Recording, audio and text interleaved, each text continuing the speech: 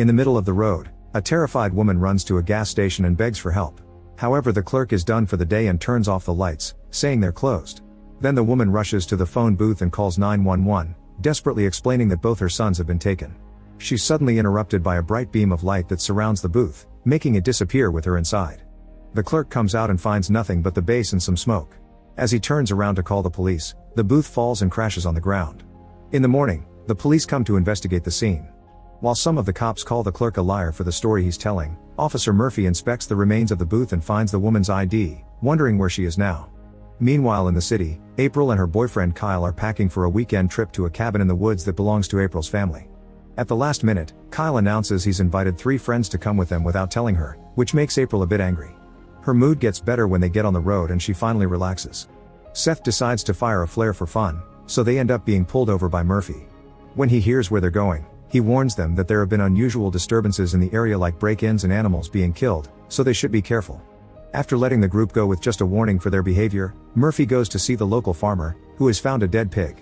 He thought that the coyotes did it, but Murphy points out the wound is too exact and clean. It's the same mutilation he's been seeing on all the animals in the area. As soon as the group makes it to the cabin, they start having some fun with alcohol in the pool. After a few hours of fooling around, Mel takes her dog out for a walk and April goes with them. The girls chat while they enjoy the scenery, but suddenly the dog hears something and starts barking as it runs away. The girls follow the barking to an area blocked by a fence with a creepy scarecrow, but they ignore the anti-trespassers signs and cross it anyway. As they look around, they find some tents holding a bunch of Mary Jane plants and Mel gets so excited that she tries stealing some. Soon the dog returns to them only to be followed by the property owner, who threatens them with an axe. The girls try to explain they just were looking for the dog and that they're staying in the cabin.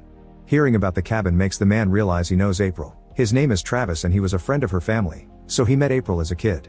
Soon April remembers him too and the girls accept his invitation to the house. They chat for a while and Travis shares some details about the PTSD he's going through since he fought in the war. He also shows them a picture of a mysterious flying object that his motion-activated thermal cameras picked up. He theorizes that it's a secret military aircraft and that the army has been using the area for testing since the Cold War. Travis is big on conspiracy theories and rants about having to live off the grid to avoid being watched.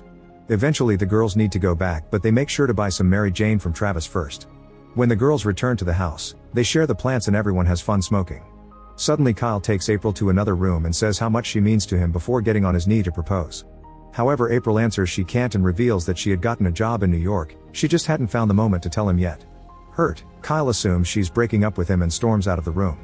Their friends misunderstand and start celebrating, but when they catch on, Mel comforts April. Meanwhile at the police station, Murphy is checking the surveillance footage from the gas station. The phone booth really did disappear under a light, and to Murphy's shock, there appears to be a presence hiding in the glow. Later in the evening, the group gets drunk because they're bored since they don't have TV or cell phone service. Kyle and April try to communicate while everyone watches, but their conversation is interrupted when they see a huge ball of fire coming down in the sky and crashing in the woods with a huge explosion. As Seth films everything with his phone, the group goes to investigate, assuming they saw a plane. However, they're shocked to discover a real spaceship and footprints that indicate aliens are now wandering in the forest. Terrified, the group rushes back to the cabin and argues over what to do while it starts raining. Seth points out the police won't believe them if they call, and April says they should just drive back to the city.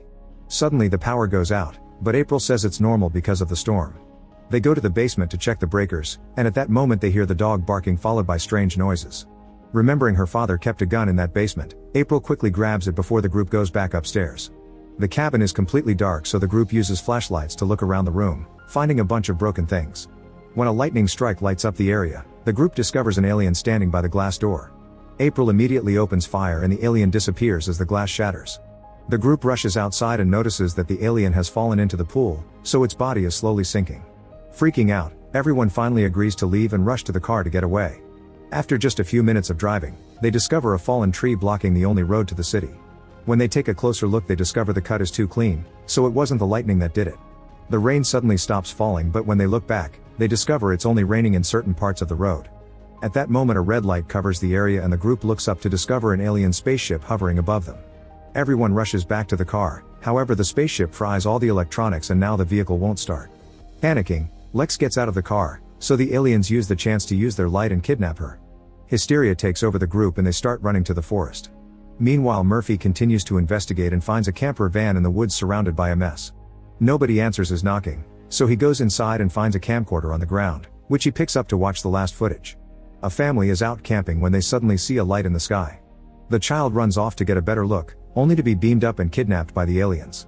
Once the video is over, Murphy looks deeper in the vehicle and sees blood in the bathroom.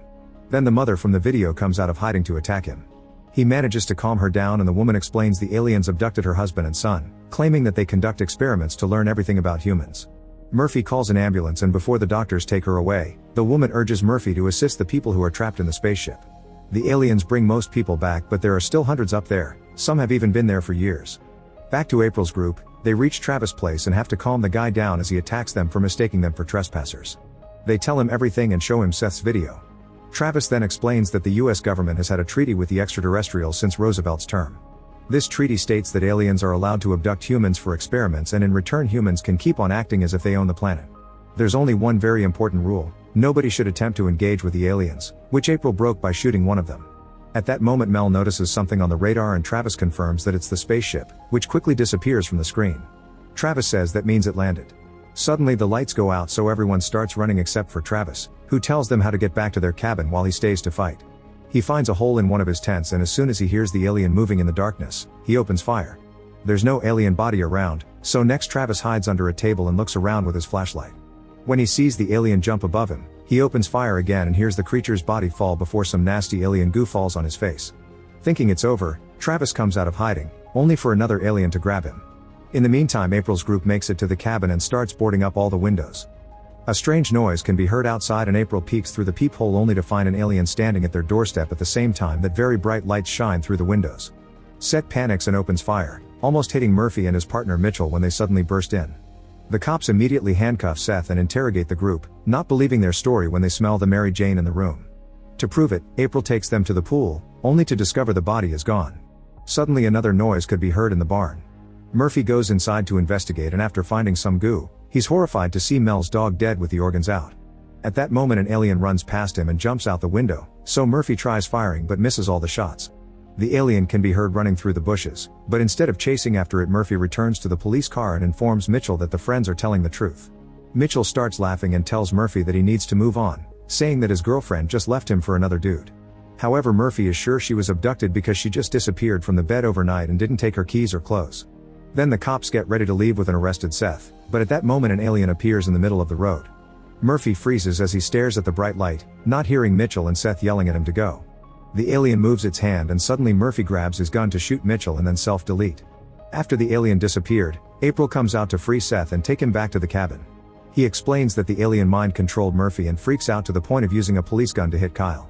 Seth blames April for what's happening and decides to escape alone, running out of the cabin while insulting the others. Seconds later, the whole building starts shaking and bright lights indicate the arrival of the spaceship. Then the aliens play a high-frequency sound wave that paralyzes everyone and causes excruciating pain.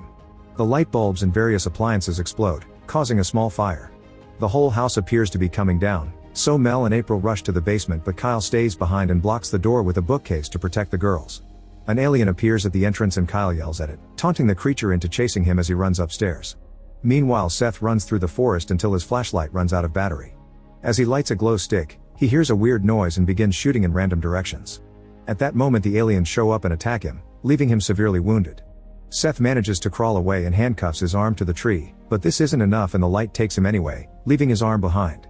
In the cabin, Kyle waits with a knife in the bathroom, but an alien reaches through the mirror and kidnaps him anyway. At the same time in the basement, an empty medicine bottle falls from Mel's pocket and she admits she's self-deleting because it's better than being abducted by aliens. After Mel dies in her arms, April grabs a crowbar and gets ready to go back, but she pauses when the lights and rumbling go away.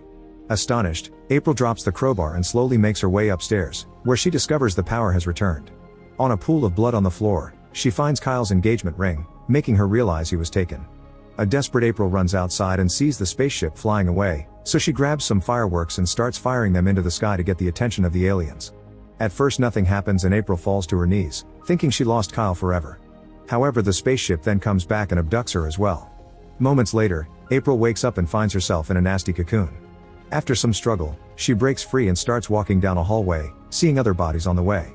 Following a very bright light, she reaches the end of the corridor and discovers she's been brought to an alien city. In another room, Seth also wakes up and panics when he sees his arm is gone. Suddenly an alien machine begins conducting various painful experiments on him, like inserting a bug through his belly button, drawing on his skin with lasers, and inserting a probe up his rear. It eventually becomes too much and Seth dies. Back to April, she continues to wander through the corridors and looks at the bodies in the cocoons until she finds Kyle. She immediately frees him and gives him CPR as she apologizes for everything. Kyle wakes up and the couple shares a hug before the aliens find them. A light surrounds Kyle and April and they hold onto each other thinking they'll die, only to suddenly appear back in the forest. They celebrate with a kiss and leave while holding hands, hoping to find help. A noise indicates people nearby and the couple finds some soldiers, who open fire and bring them both down. With her last breath, April takes out the ring and Kyle puts it on her finger before the soldiers kill them with another shot. Afterward the bodies are thrown in a hole and burned down. The soldiers continue to clean the area, getting rid of any evidence that could prove the existence of aliens or the treat the government has with them. Make sure to subscribe and turn on notifications so you can watch more videos like this. Thanks for watching.